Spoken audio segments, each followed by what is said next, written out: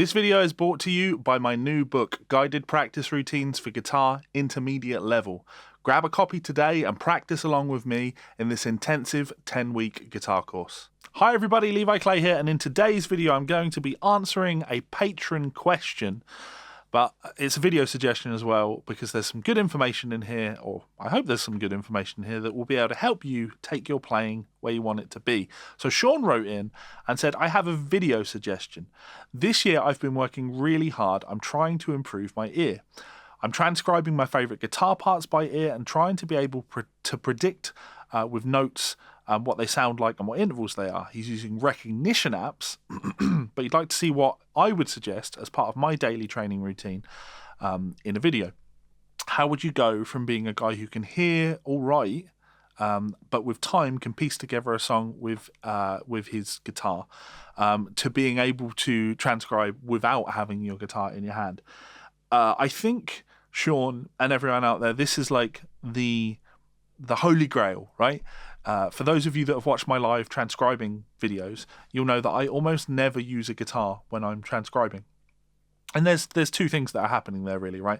A lot of the time I'm transcribing things that have video, and I don't need to transcribe with a guitar if there's video because, well, I can see what's happening. So it's like I don't need to play it because he's playing it for me. That's much, much easier than what I think you're really talking about, which is being able to hear things on a record and know how those things are played.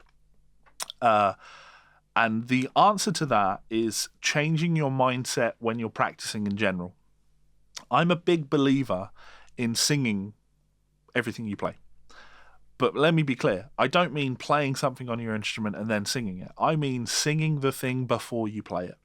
Every single time you go to play a note on your guitar, or whatever instrument you play, you should be able to sing that note before your finger goes down, before you pick that string, before you hit that key, before you blow that reed, whatever it happens to be.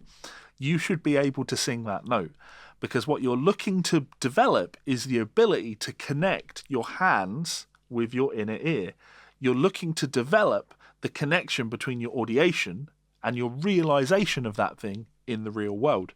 And that's not an easy thing to develop because we live in this, it's a wonderful world that we live in. Like, don't get me wrong, it's wonderful, but it can hinder us as well. We all live in this post-internet world. So if you want to learn any song, you can go on Ultimate Guitar and you can get a tab for it. If you want to learn a solo that you saw on Instagram, you can send me an email and pay me to transcribe it and I'll transcribe it for you, right? Information is at our fingertips at all times. But because of that, we end up developing our eyes more than our ears and our hands. We learn to see a thing on a page and interpret that thing on our instrument. And we ignore the skill that, you know, guys that grew up in the 60s and 70s had to have. They didn't have access to all these things that we have. So the only skill that they could develop was listening to a thing on a record and playing it. So I want you to think of, whatever style you happen to be into. Like, of course, I play a lot of blues, I play a lot of country, I play a lot of soul music. So these are all things that make sense to me. And when I grab a guitar, I've just got an acoustic here. Can't really avoid mentioning this stuff without playing a few notes. If I hear someone play something like, that's something that I know exactly how that's played because I've heard it a million times, a billion times. These are just sounds that are internalized. And whatever your genre is, whatever your style is, there are going to be sounds that you're really familiar with. So I'm sure if I played a pentatonic melody for you,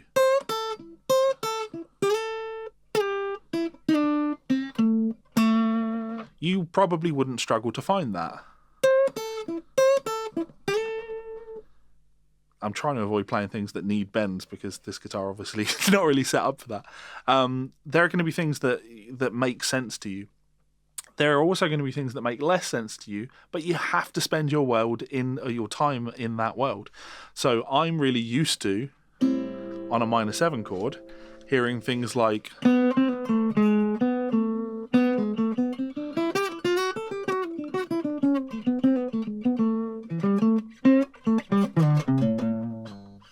now, essentially what I played there was some melodic minor. Now, when I hear those things, I know exactly what they are and I know how they're played because they're things that are familiar to me. So the answer to your question, Sean, is making sure that you are, anytime you're learning vocabulary, anytime you're studying a transcription or you're learning a song, you're not just putting your fingers where they're supposed to go. If you're learning a blues and it goes...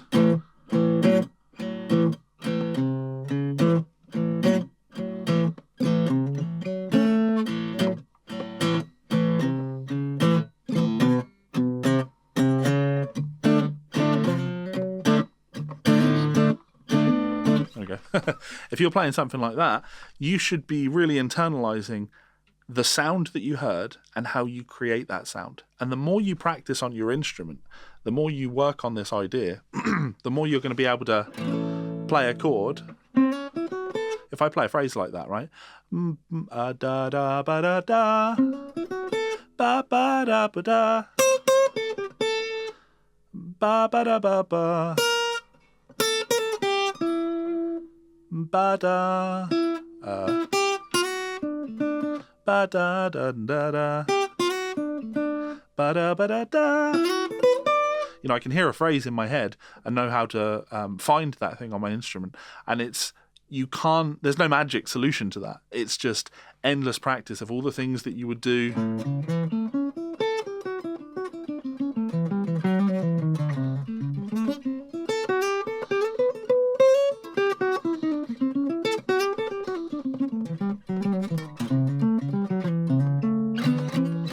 All these things that I know, you know, every time I'm doing those, there's this sense of knowing where my fingers are going to go and the sound that they're going to make.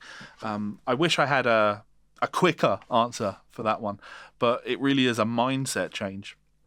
I do remember like getting to hang out with Mike Stern, and he was just warming up for a gig, and he was singing everything that he was playing. And I thought that was really interesting. And when I asked him about it, that's what he told me. He was like, it just helps me to connect my inner music with my fingers, with my outer music. It helps me feel a little bit more in touch with what I'm playing. I don't like that thought of when I play my instrument that anything can surprise me. You know, I want to know. I know what that sound's going to sound like before I play it. There's no putting my fingers down and going, oh, that's an interesting sound. That's not what I'm here for. I'm here for a lot of control over everything I play.